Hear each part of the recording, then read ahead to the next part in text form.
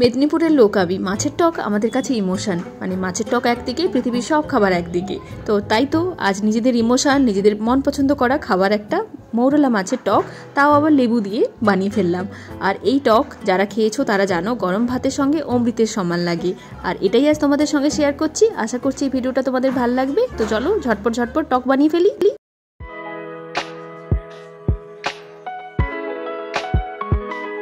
তো আজকে রান্নাটা করতে যে প্রথম উপকরণটা লাগছে সেটা অবশ্যই মৌরলা মাছ। তো আমি এখানে দেখতেই পাচ্ছ মৌরলা মাছ নিয়েছি, আর মাছগুলোকে খুব ভালো করে ধুয়ে নিয়েছি, পরিষ্কার করে নিয়েছি। আর তারপর কি করব, এর মধ্যে নুন আর হলুদ দিয়ে দেব। আর তারপর মাছগুলোকে খুব ভালো করে নুন আর হলুদ দিয়ে মেখে ওই 5 মিনিটের কাছাকাছি রেখে দেবো, যতক্ষণ বাকি কাজগুলো হয় আর কি ততক্ষণ করে নেব, তার থেকে বেশি রাখার দরকার নেই। তো মাছগুলোকে একদম নুন হলুদ দিয়ে খুব ভালো করে মেখে নিলাম। তো চলো এদিকে কি করব, আজকে মাছের টক বানাবো আমি হচ্ছে টমেটো আর লেবু দিয়ে। তো এখনও বাজারে অতটা কাঁচা আম পাওয়া যাচ্ছে না, বা কাঁচা আম পাওয়া গেলেও খুব দামি, তাই জন্য আমি টমেটো আর লেবু দিয়ে বানাচ্ছি।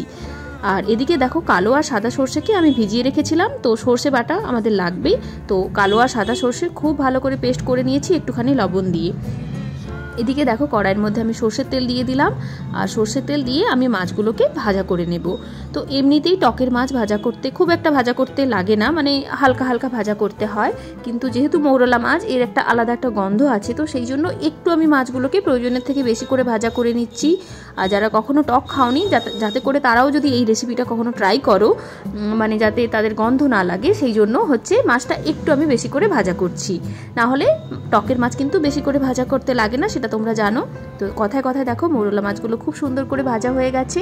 আর আজকের রেসিপিটা, মানে আজকের এই মাছের টকে আমি কোনো কিছু সবজি দিচ্ছি না, হলে কিন্তু সবজি দিয়েও এই টক বানানো যায়। তো ওই একই তেলের মধ্যে আমি সামান্য 5 ফোড়ন দিলাম, আর তার সঙ্গে 2-3টে হচ্ছে শুকনো লঙ্কা ফোড়ন দিয়ে দিলাম। ব্যাস এইগুলো থেকে খুব সুন্দর যখন সুগন্ধ বেরোবে, তখন আমি যে বড় টমেটোটা নিয়েছি সেটাকে কেটে আমি এর মধ্যে দিয়ে দিলাম। আর এটাকে হচ্ছে ওই কাঁচা গন্ধটা যতক্ষণ না যায় ততক্ষণ অবধি ভেজে নেব। টমেটোটাকে গলানোর কোনো দরকার নেই। আর যখন আম একটুখানি সস্তা হয়ে যাবে, মার্কেটে ঠিকঠাকভাবে অ্যাভেলেবেল হবে, তখন আমি আম দিয়েও কিন্তু এই মাছের টক তোমাদের বানিয়ে দেখাবো।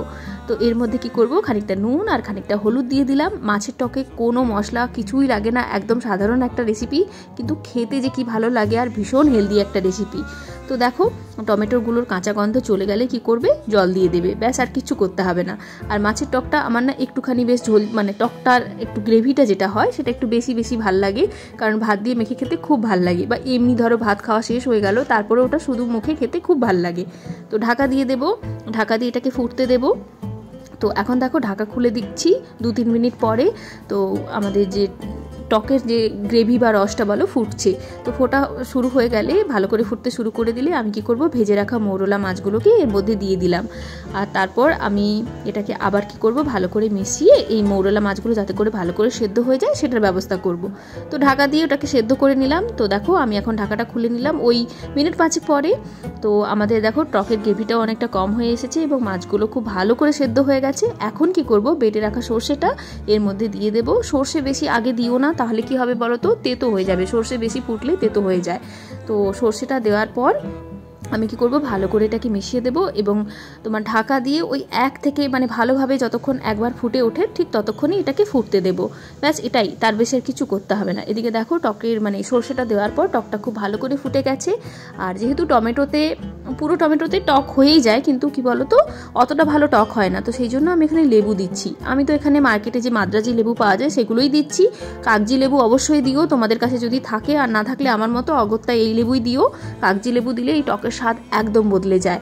আর লেবু রস দেওয়ার পর দেখবে টকের রঙটাও বদলে গেছে, আর খুব সুন্দর ঘ্রাণ আসছে। তার আগে অবশ্যই তোমরা হচ্ছে নুন মিষ্টি একটুখানি চেক করে নিও। তো লেবুটা দেওয়ার পর, লেবুটা অবশ্যই লাস্টে দিও, আগে কিন্তু দিও না, তাহলে কিন্তু ওই টক তেতো হয়ে যাবে, মুখে করতে পারবে না। আর সবশেষে একটুখানি চিনি দেবে আর একটুখানি সর্ষের তেল ছড়িয়ে দেবে, দিয়ে ঢাকা দিয়ে রেখে দিলেই ব্যাস রেডি হয়ে যাবে আমাদের মেদিনীপুরের লোকের একদম ইমোশন, যেটাকে বলে মৌরলা মাছের টক। আর ওপর থেকে আমি একটু কাঁচা লঙ্কা দিয়ে এটাকে ডেকোরেট করে দিলাম। দেখতে কতটা সুন্দর লাগছে জানি না, তবে খেতে অসাধারণ হয়, এটা গ্যারেন্টি নিয়ে বলতে পারি। আর গরম ভাতের সঙ্গে কি যে অমৃত লাগে, আহা, যারা খেয়েছো এই মাছের টক তারা জানো। আর সঙ্গে অবশ্যই ভাজা লঙ্কা দিয়ে একটা আলু মাখা বা আলুর ভর্তা বলো, ওটা কিন্তু নিতে ভুলো না। সঙ্গে অবশ্যই একটুখানি বেশি ভাতও নিও। তো এটাই, যারা কখনো মাছের টক ট্রাই করোনি তারা অবশ্যই এইটা ট্রাই করো, আর যারা এরকমভাবে ট্রাই করোনি তারাও অবশ্যই ট্রাই করো। আশা করছি ভালো লাগবে। তো চলো, এটাই ছিল আজকের ভিডিও। নতুন একটা ভিডিও নিয়ে খুব তাড়াতাড়ি দেখা হয়ে যাবে। সবাই খুব ভালো থেকো, টাটা।